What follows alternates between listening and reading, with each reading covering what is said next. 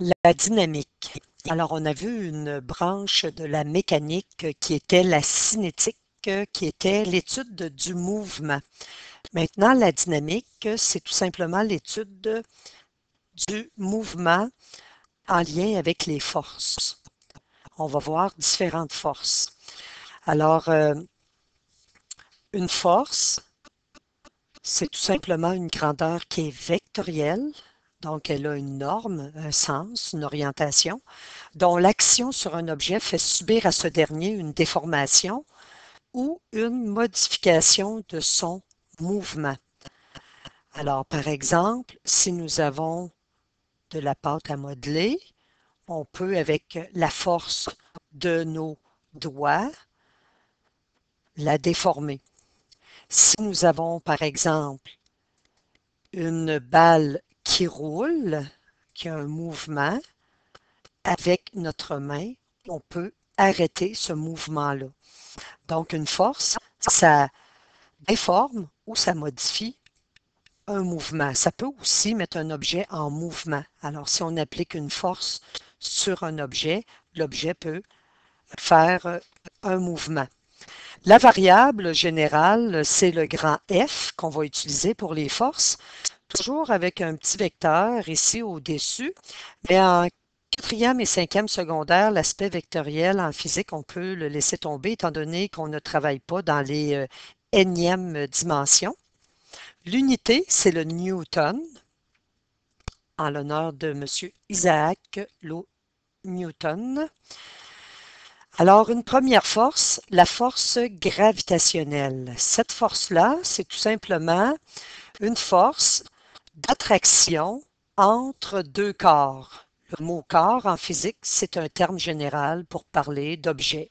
Ça peut être des, euh, des objets humains, vivants ou des objets inertes. Alors, la variable de la force gravitationnelle, c'est un F avec un indicé d'un petit g pour gravitationnel. L'unité des forces, c'est toujours le newton. Alors, je vais le rappeler. La formule pour calculer la force gravitationnelle, c'est celle-ci. Alors, c'est grand G, qui est la constante gravitationnelle. Donc, on la retrouve sur la feuille de formule lors des examens. Ensuite, la masse d'un des corps, là, peu importe, la masse d'un deuxième corps, divisé par le rayon au carré, mais en fait, c'est la distance entre les deux corps. Les masses, bien entendu, sont en kilogrammes et la distance entre les deux corps, elle va être en mètres. Nous allons montrer un exemple. Alors, l'exemple 1, on vous demande quelle est la force gravitationnelle qui s'exerce entre une boule de quille immobile de 7 kg et une quille de 1,6 kg. Nous allons poser notre problème. Alors, on demande la force gravitationnelle, ça veut dire la variable Fg. Nous avons par la suite les deux corps.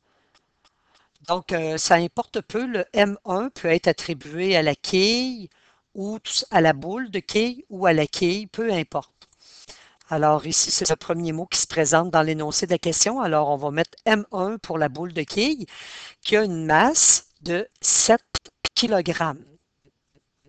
Et la quille a une masse de 1,6 kg.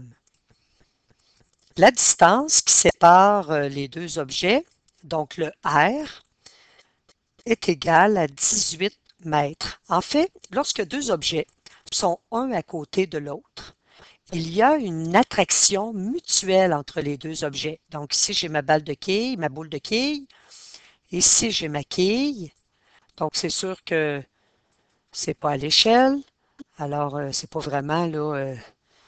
Donc, ici, vous avez une distance de 18 mètres.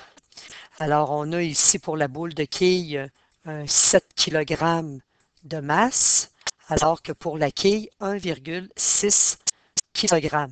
Alors, La loi gravitationnelle, en fait, c'est de trouver finalement la force d'attraction. Donc, la boule de quille va attirer la quille et la quille va attirer la boule de quille.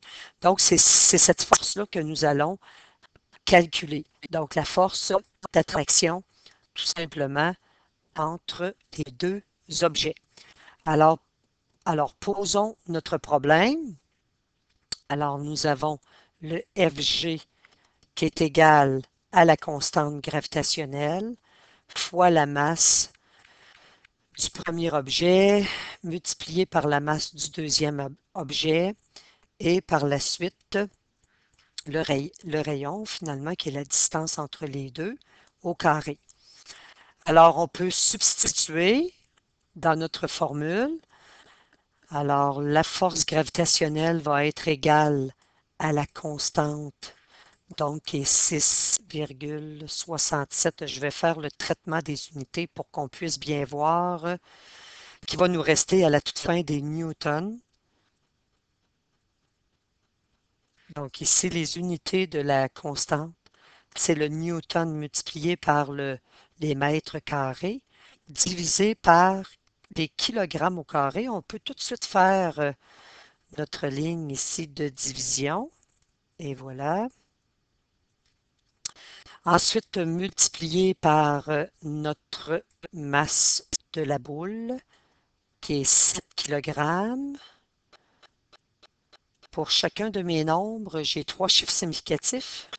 Alors, la réponse aura 3 chiffres significatifs. On pourra garder 3 chiffres significatifs. Non, en fait, c'est vrai, mon rayon il est de 18 mètres. J'ai 2 chiffres significatifs. Donc, à la toute fin, nous allons conserver 2 chiffres significatifs.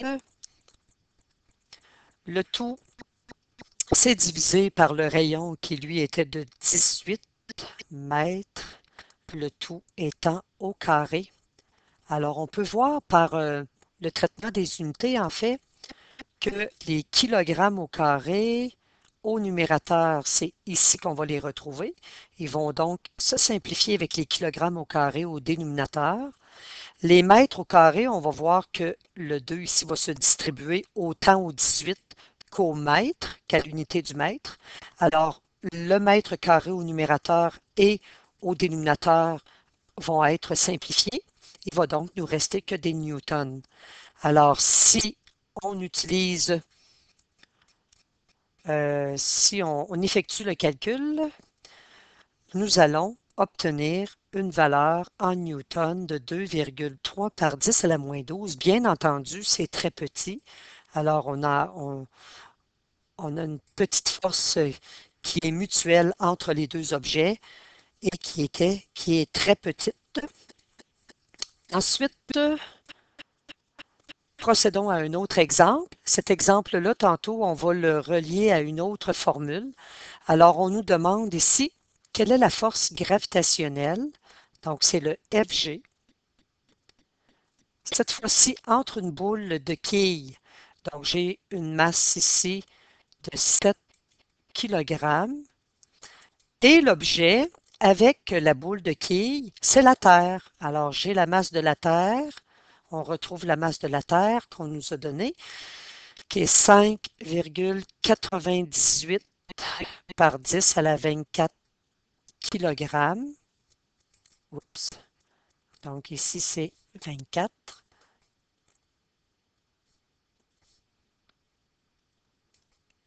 Et le rayon de la Terre, en fait, l'objet, la boule de quille, en fait, nous avons la Terre et nous avons la boule de quille ici sur la Terre. C'est un peu exagéré, mais c'est pour représenter la situation. Alors, la distance, finalement, ça correspond au rayon. Donc, c'est le centre, le noyau de la Terre, finalement, qui attire les objets. Et on va comprendre tantôt avec le poids. Je vais revenir là-dessus tantôt. Alors, c'est pour ça qu'on a le rayon. Donc, ça va être la distance, finalement. Donc, c'est moyen. La distance entre le noyau de la Terre et la boule de quille de 6,37 par 10 à la 6 mètres. Alors, toutes nos valeurs ont 3 chiffres significatifs. À la fin, on va garder 3 chiffres significatifs. Nous allons substituer. Alors, la force gravitationnelle va être égale toujours à notre constante fois M1, M2, divisé par le R au carré. Cette fois-ci, je vais laisser tomber les unités pour ne pas alourdir le problème, mais nous allons obtenir quand même des newtons. Donc, vous avez 6,67 par 10 à la moins 11.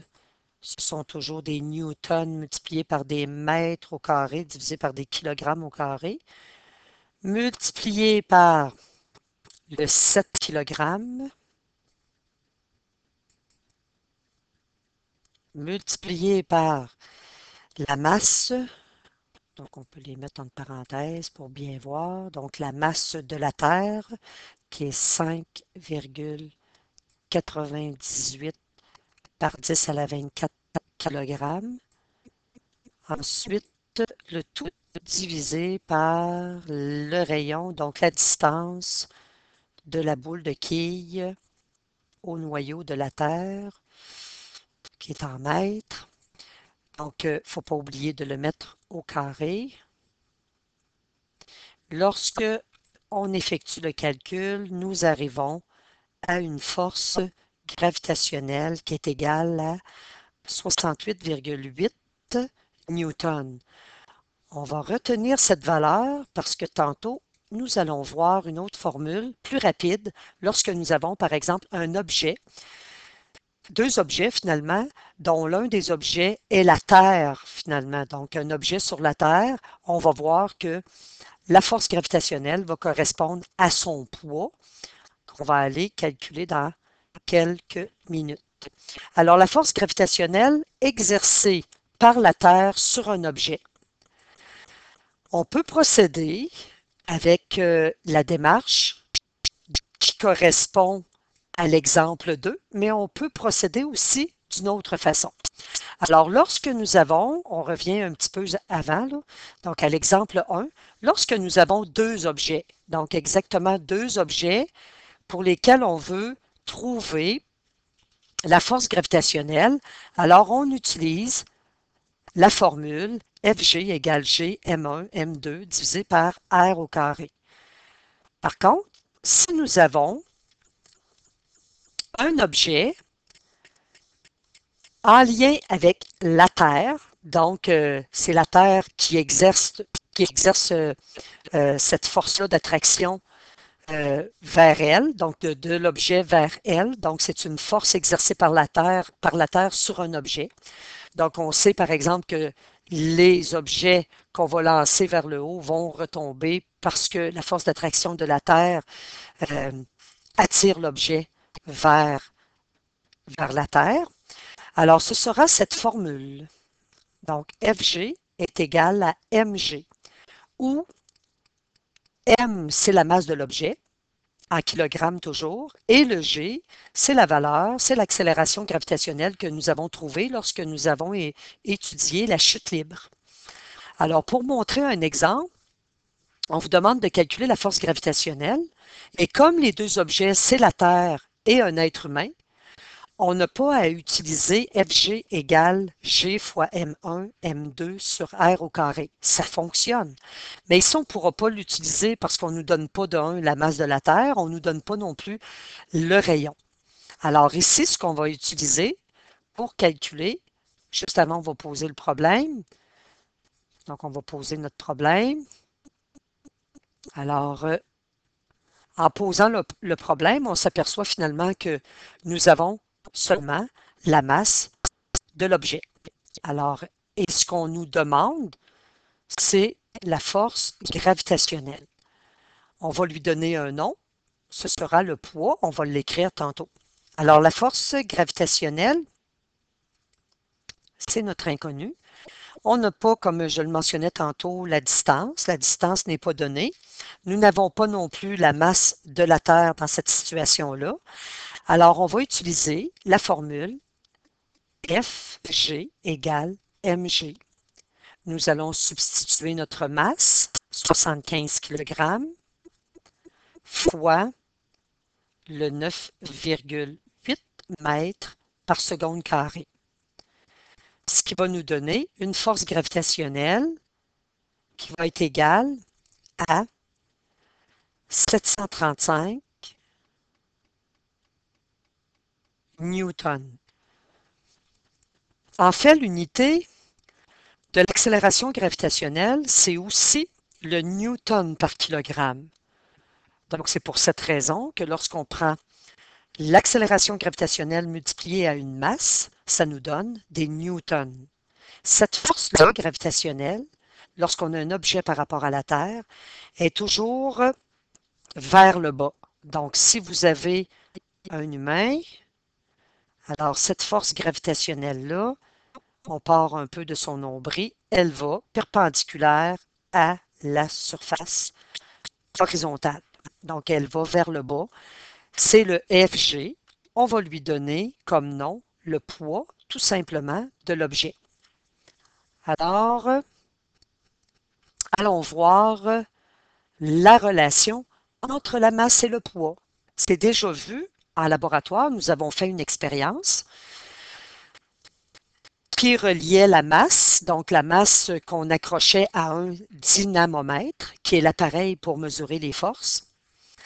Et on avait le dynamomètre qui était gradué en newton, qui nous permettait de trouver la force correspondante à la masse. Juste avant la masse, on fait un rappel, c'est une quantité de matière. Alors, la masse, que l'on soit sur la planète Mars ou sur la Terre, la quantité de matière, donc la masse, est toujours la même. Ce qui est différent, c'est le poids. Parce que le poids, il est en lien avec le G, donc l'accélération gravitationnelle de l'astre, de la planète. Donc, ça peut être Mars, ça peut être l'astre comme la Lune, donc etc. Alors, la force gravitationnelle qui est exercée sur un corps par un astre, donc nous, lorsque c'est la Terre, donc on prend comme formule le FG et qui est égal à mg, mais on utilise le G de la Terre, donc l'accélération gravitationnelle qu'on retrouve sur la Terre. Sinon, sur une autre planète, on va vous donner le G qui va correspondre à cette planète. Le poids, c'est toujours en newton. En fait, c'est le FG lorsqu'on a un objet par rapport à, par exemple, la Terre, par rapport à une autre planète ou un astre. Alors, le poids se calcule avec un dynamomètre, on l'a mentionné tantôt. On va aller faire un exemple. L'exemple, juste avant, c'est vrai, en laboratoire, nous avions vu la relation entre le poids, donc qui était en newton, donc le poids qui est finalement le FG, et la masse qui était en kilogrammes. Nous avons obtenu une fonction linéaire affine, donc qui passe par le point 0,0. Et lorsque nous avons fait le calcul de la pente, qui correspondait finalement à une variation de la force gravitationnelle, donc du poids, sur une variation de la masse en kilogrammes, nous avons obtenu une valeur qui correspondait environ à 9,8. Donc ici, ce qu'on peut faire, on peut aller chercher le point ici. Donc le couple 0 kg, 0 newton. Donc c'est lorsqu'on n'avait pas de masse sur le dynamomètre, alors le dynamomètre nous donnait une force de 0 newton. Alors avec le dynamomètre, on a pu trouver des différents couples. Alors ici, nous avons le 0,2 kg qui correspond à une force qui est égale à 2 newtons. Donc 2 newtons. On peut par le fait même calculer la pente, donc variation des forces, donc 2 newtons moins 0 newton, divisé par la variation de nos masses, donc 0,2 kg moins 0 kg, ce qui va nous donner ici par rapport au graphique une valeur qui est de 10 newtons par kilogramme. Finalement, c'est la valeur arrondie du 9,8. Alors, lorsque on suspend des masses au bout d'un dynamomètre, on obtient des forces en newtons. Lorsque nos masses sont en kilogrammes, on peut reporter sur un graphique ces valeurs et par la suite procéder au calcul de la pente. Et si on voulait trouver la relation, donc la loi, la relation mathématique, entre la variable, ça nous donne une fonction linéaire affine qui est sous la forme y est égal à ax. Alors le x, c'est notre masse en kilogrammes. Ensuite, le y, c'est tout simplement notre poids, la force gravitationnelle. Et la pente correspond au g, finalement, l'accélération gravitationnelle.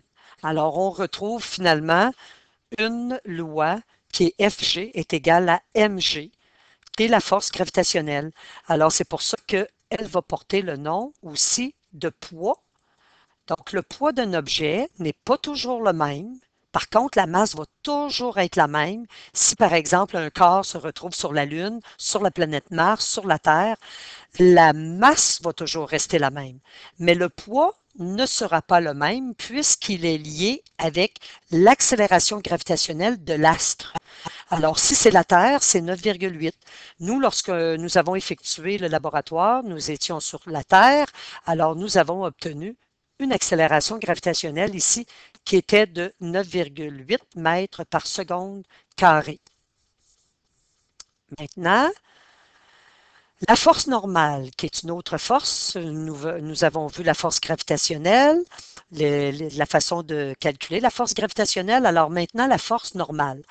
La force normale, c'est tout simplement la réaction de résistance de la surface d'un corps à une force exercée par un autre corps en contact. On la note Fn, elle est toujours en newton. Alors, la force normale, souvent la normale, on l'a vu en optique, c'est une perpendiculaire à une surface.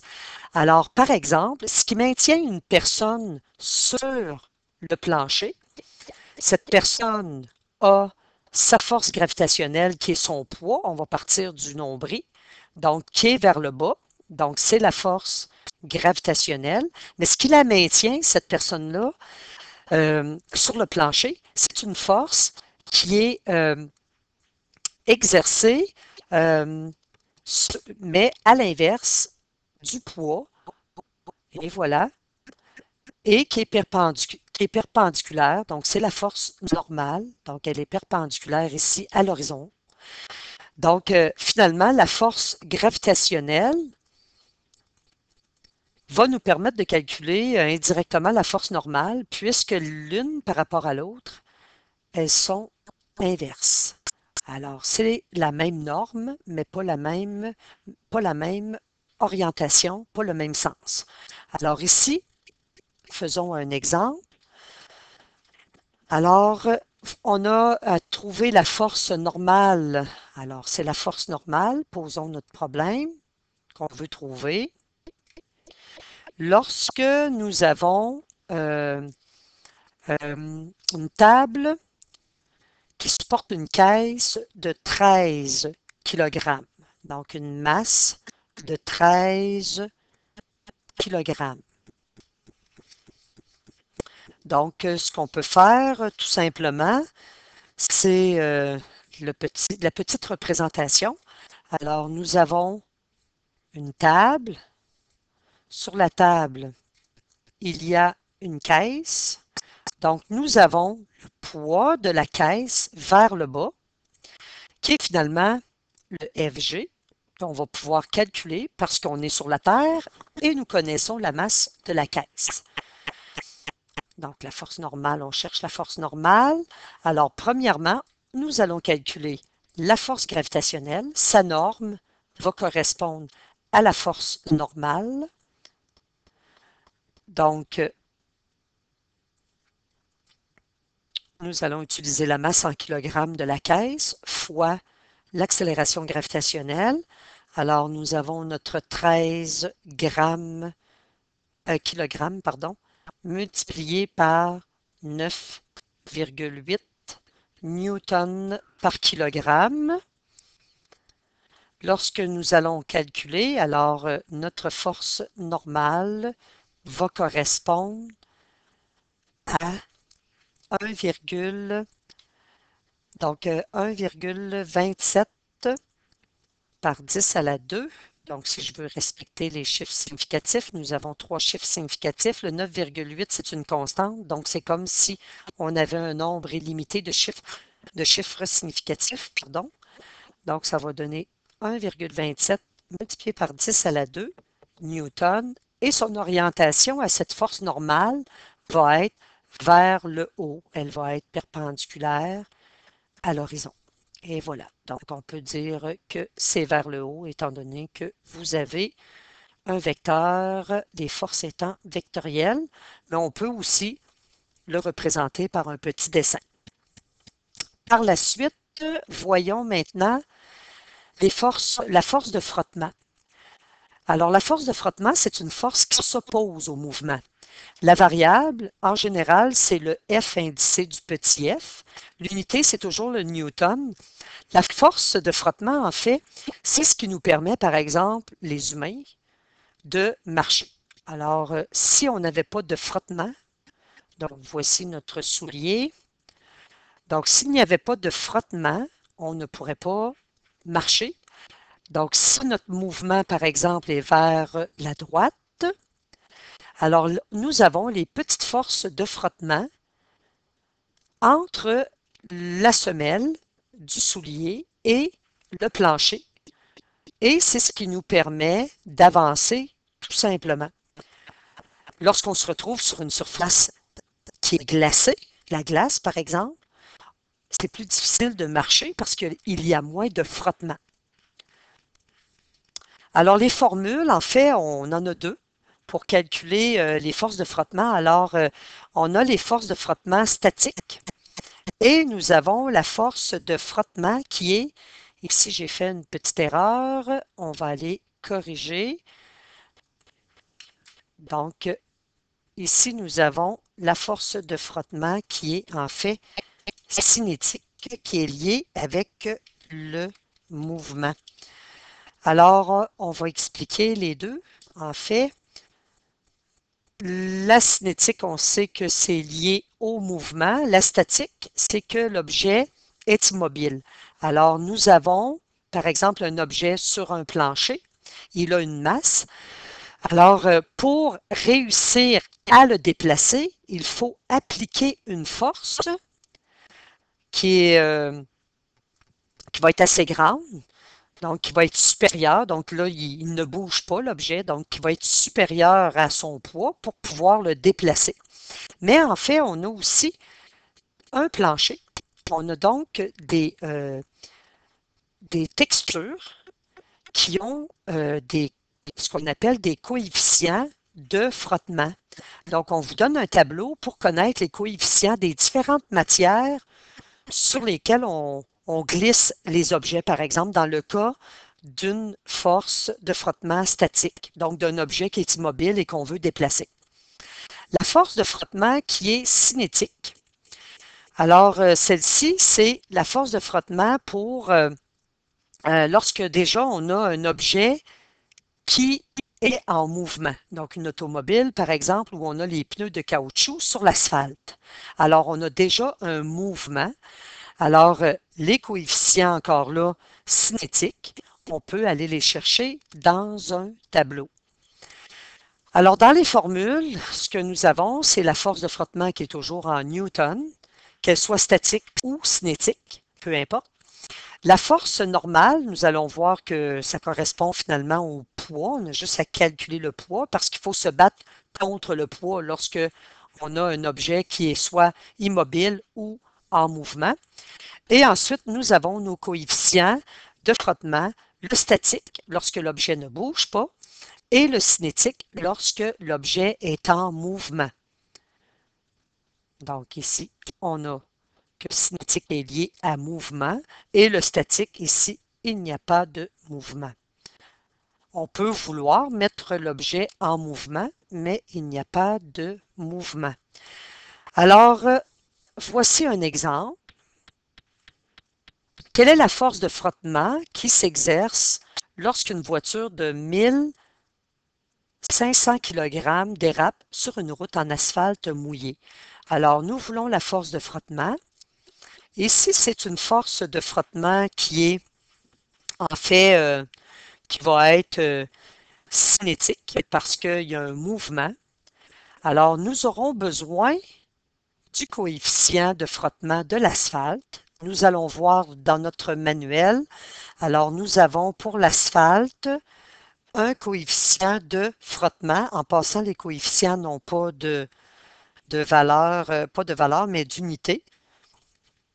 Alors, il faut choisir entre le coefficient de frottement statique pour l'asphalte ou cinétique. Alors, nous allons prendre le cinétique qui est 0,5. Il n'y a pas d'unité. Nous avons la masse de l'objet à déplacer, qui se déplace finalement, de 1500 kg. Alors, pour connaître tout simplement la force normale, la norme va être égale tout simplement à la force gravitationnelle de l'objet. Et la force gravitationnelle de l'objet, c'est m fois g. Alors, la masse, nous la connaissons, 1500 kg fois l'accélération gravitationnelle. On peut mettre des mètres par seconde carrée, mais on peut mettre aussi des newtons par kilogramme. C'est l'unité.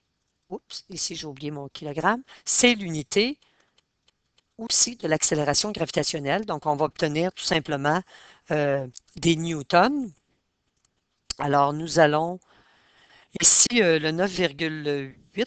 On peut mettre 9,80, trois chiffres significatifs, mais normalement, on les met, on met la constante comme ayant un nombre illimité de chiffres significatifs, mais supposons qu'on la considère comme étant trois chiffres significatifs, alors on peut laisser notre réponse avec trois chiffres significatifs.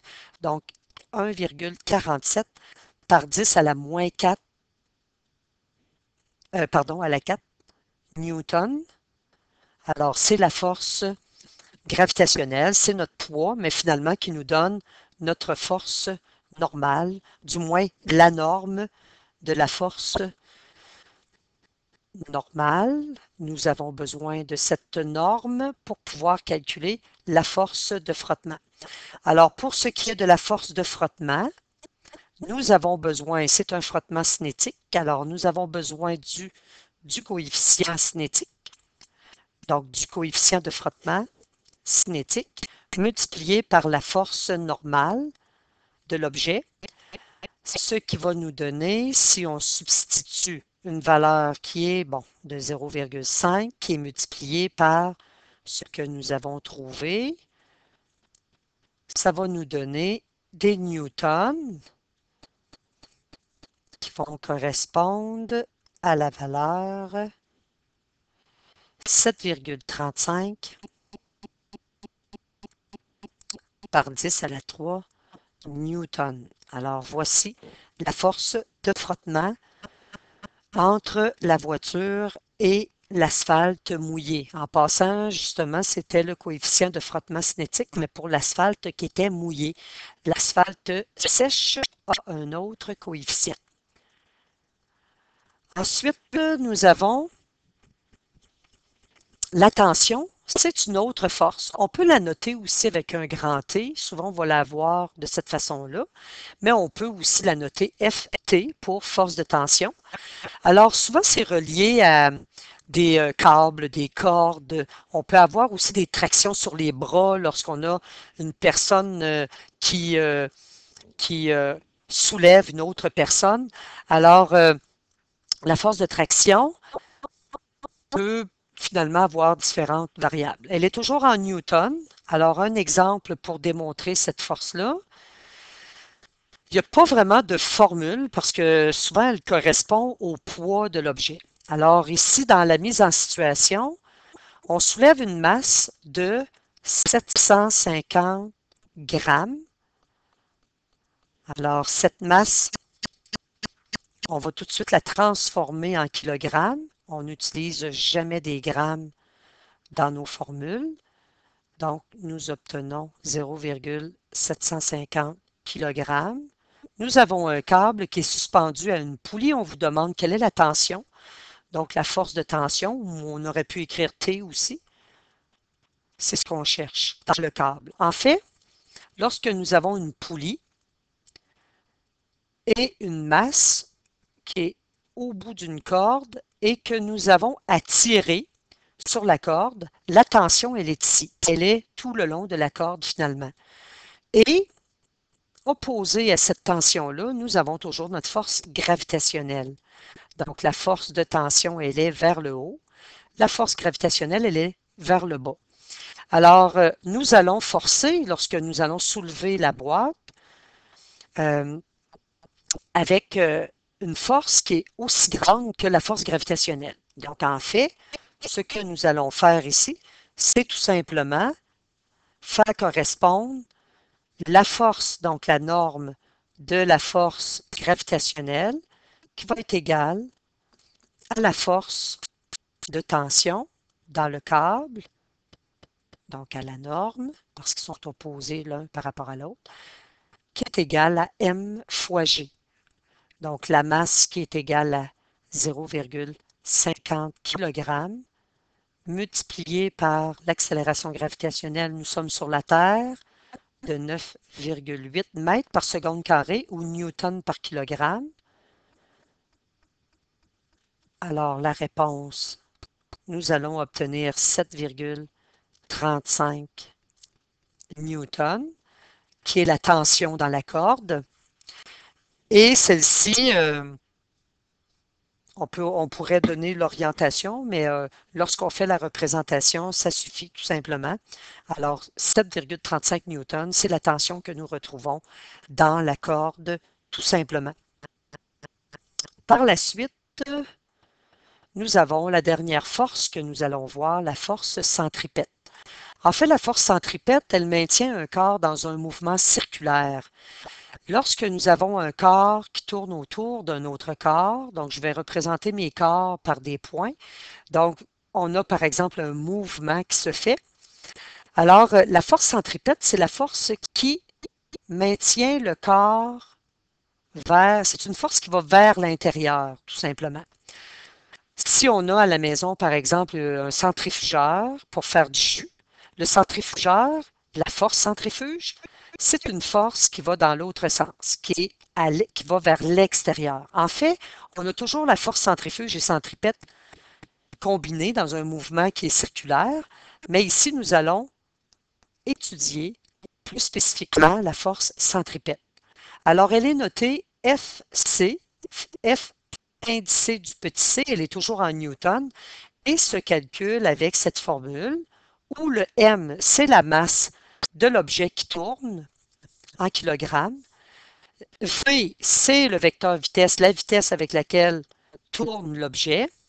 Et R, c'est le rayon qui est formé tout simplement lorsque l'objet tourne. Il y a un rayon, ça génère un cercle. Donc, c'est un rayon, toujours en mètres. Alors, on va aller voir un exemple. On va aller faire un exemple. Alors ici, nous avons un père qui fait tourner sa fille autour de lui en la tenant par les mains. Donc ici, le père, et voilà. Alors, sa fille, sa petite fille, qu'on retrouve ici, il tient les mains de la petite fille et la petite fille tourne autour de son père. Nous avons donc un cercle qui est généré. Alors, le R, on part du centre de ce cercle-là. Donc, voici le R. Il y a un vecteur vitesse. Il y a une tension ici dans les bras qui est de 700 newtons. Alors, on nous demande la vitesse à laquelle tourne la petite fille. Donc, on va poser notre problème.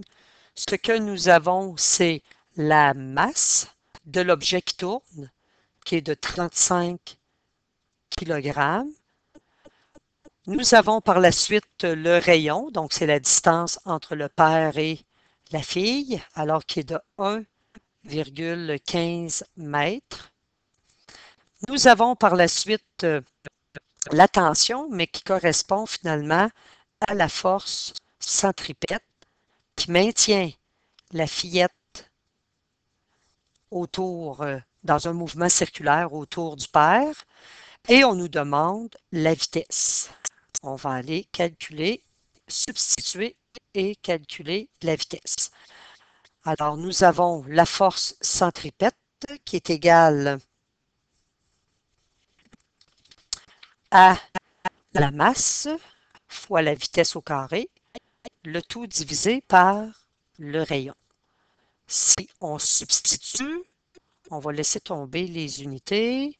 Alors, nous avons notre masse de 35 grammes multipliée par la vitesse au carré qui est notre inconnu. En fait, on va aller substituer tout de suite la force centripète. Alors, la force centripète, elle est égale à 700 newtons. Le tout divisé par le rayon, la distance qui sépare le père de la fille. Alors, il nous reste tout simplement à faire de l'algèbre pour isoler notre V2. On peut faire le produit des extrêmes est égal au produit des moyens, donc le 700 multiplié par le 1,15. Il va donc nous rester de l'autre côté 35 qui multiplie V2. On peut par la suite diviser par 35 des deux côtés et nous allons obtenir V au carré. Par la suite, on peut extraire la racine carrée et nous allons obtenir la vitesse de 4,80 mètres par seconde. Nous avons trois chiffres significatifs. On va arrondir à trois chiffres significatifs.